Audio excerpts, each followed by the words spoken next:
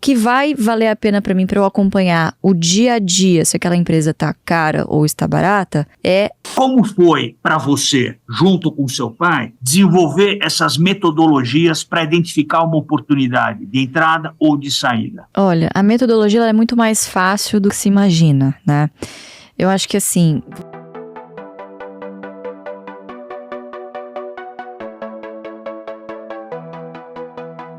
Esse podcast, eu vou convidar a turma aqui porque eu vou fazer o papel do outro lado da mesa, porque eu tenho 2 agora grandes investidores e, aliás, realmente você tem uma experiência, né? Apesar de jovem que desde pequena você já investe, mesmo porque vem do berço, do berço do teu pai, que a primeira coisa que ele fez foi te dar ações. Sim. Que é uma cultura americana e não tem no Brasil.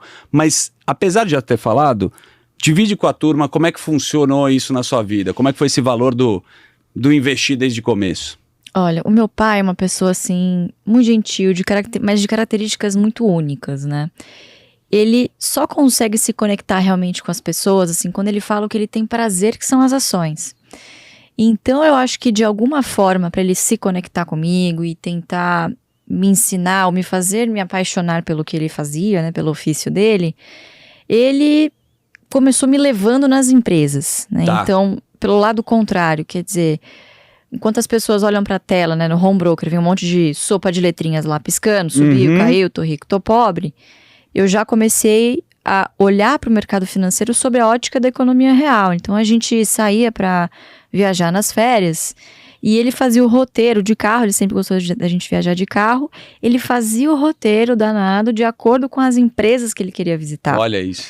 E naquela época ele não era muito conhecido, assim, né, a não ser nas empresas que ele já investia, né, mas era aquela coisa de você chegar lá, bater no portão da empresa e falar, tudo bem, eu sou um pequeno acionista, um pequeno investidor, eu posso visitar? Caramba, maravilhoso.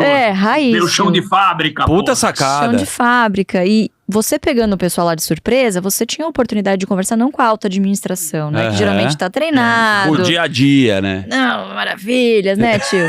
A gente sabe. Ouvir o chão de fábrica. Exato. É lá que mora o problema. Ouvir ali quem tá no dia a dia mesmo, né? Fazendo o negócio acontecer. Então, Adoro assim, isso. ele foi coletando, né, assim, Gastar a sola de sapato. Gastar a sola de sapato. Mas deixa eu pontuar uma coisa em relação a isso. As pessoas que são entusiastas do mercado financeiro, até porque teve hoje, né, a força da comunicação, investem em ações. E você falou uma coisa interessantíssima, né, que é a profundidade disso. O cara tem um papel, o cara tem um número no computador, mas... o tio até vai me ajudar a completar aqui a linha de raciocínio. Quando você entra numa empresa, você vira sócio dessa empresa, né? Você está comprando uma parte dela. E ninguém lê relatório, ninguém vê o dia a dia. Se fizesse o processo inverso, as pessoas iam entender mais sobre como investir? Vocês acham isso? Olha, eu acho que quando a gente começa a chamar as coisas pelos seus devidos nomes, tudo fica mais fácil, né? Porque não só no mercado financeiro, mas em vários outros mercados, geralmente se criam-se, assim, jargões específicos, o economês, o Faria Limês. E aí você... O cara da GV do Inspirador, isso. Isso. Pois é, então aí você começa a misturar o inglês com o português. É meio supla, né? Que você fala.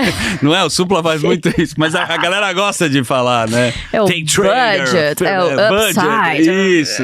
E aí quando você vai ver, a pessoa, o cidadão comum, fala, né? Exato. É essa, não tô entendendo nada que tá acontecendo. Então a gente gosta de simplificar. Então a primeira coisa é a linguagem. Comprou uma ação, você está tomando a decisão de se tornar sócio daquela empresa. A vantagem de você fazer isso com um negócio de capital aberto, vantagem ou desvantagem, né? Depende por onde você olhe. É que, se em determinado momento aquilo não fizer mais sentido para você, você tem a liquidez de se desfazer daquilo, diferentemente de um negócio de capital fechado. Entretanto, as pessoas acham que pelo fato de ter liquidez, você deve comprar baseado em dicas, não deve fazer nenhuma pesquisa, né? Então, é exatamente como se você estivesse ali assinando um contrato de sociedade na vida real. E na vida real você olha a empresa, você pega um contrato, né, tio? Você vê que o CNPJ. Pois é. Né, você não entra assinando de olho fechado. Tem um ponto importante. Você falou, a turma não lê relatório. Na verdade, a turma até pode ler relatório, lê até demais. Porque como o Luiz Barsi e a Luísa sempre fizeram, é ir lá e ver o que você está fazendo. Se você tem um capital especulativo para comprar hoje e vender em janeiro, só porque você vai surfar uma onda no curto prazo, tá ótimo, número é número. Mas se você tiver um negócio embasado em fundamento, consumo, estratégia, setor, o management da empresa, o board, quem que é o dono, quem que é o funcionário, os caras estão lá há quanto tempo, aí esse negócio de ir lá e ver como é que o negócio funciona, se torna de fato sócio. Se for no capital especulativo, meu amigo, subiu 10%, vende e foda-se, desculpa o meu francês. Boa. Mas como a gente olha no longo prazo, tem que ir lá ver como o negócio funciona. Então, é diferente. Eu prefiro mais dessa forma, que é investir de fato, né? Exatamente. Boa. E não precisa ser um grande gênio para você fazer isso.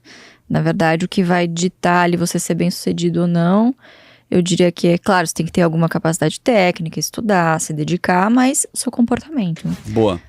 Eu vou puxar coisas factuais aqui, né? Porque depois a gente vai aprofundando, né, também o jeito de investir, né? As empresas, onde você tá. Mas a gente tá agora com Donald Trump. Não, diga lá, tio. Com Trump. Mas antes, assim, eu quero conversar um negócio. Diga. Você passava ao longo dessas suas viagens com teu pai e visitavam as empresas. Como você mesmo falou, você precisa ter uma carga de estudo, entender como funciona balanço de empresa e criar métodos para avaliar se uma empresa está cara, está barata, se, mesmo pagando caro hoje, ela tem um potencial de aumentar o fluxo de caixa, enfim. Como foi para você, junto com seu pai, desenvolver essas metodologias para identificar uma oportunidade de entrada ou de saída? Olha, a metodologia ela é muito mais fácil do que se imagina, né? Eu acho que assim, você calcular o quanto uma empresa vale depende de N características, N variáveis que são qualitativas e que, querendo ou não, a depender de quem está fazendo esse valuation, quem está fazendo essa avaliação, você vai ter um viés aqui para um lado ou para o outro, né? Então, você sempre vai puxar a sardinha muito pro que você pensa e para sua visão de médio e longo prazo. Então, o que a gente usa para valor justo, para avaliar as empresas, eu pego a média de mercado, eu pego o consenso de mercado. Dificilmente destoa de uma casa ou outra. Agora, o que vai valer a pena para mim, para eu acompanhar o dia a dia, se aquela empresa está cara ou está barata, é o preço teto, que é a margem de segurança. Então, eu sei quanto ela vale e eu sei o máximo que eu posso pagar por essa empresa. Tá bom. O que oscilar abaixo desse limite, desse teto, eu fico tranquila em comprar, porque eu sei que a minha métrica é baseada numa rentabilidade mínima em dividendos. Certo. Então, até aquele preço, eu sei, claro, não se pode usar a palavra garantia em renda variável, mas eu tenho um certo conforto de que eu vou ter uma remuneração ali estimada de pelo menos 6% ao ano em proventos. Legal. Então, a empresa vale pra gente aquilo que ela nos remunera, viu, tio? Então, assim, a gente não fica preocupado se caiu R$1, se subiu 1 centavo.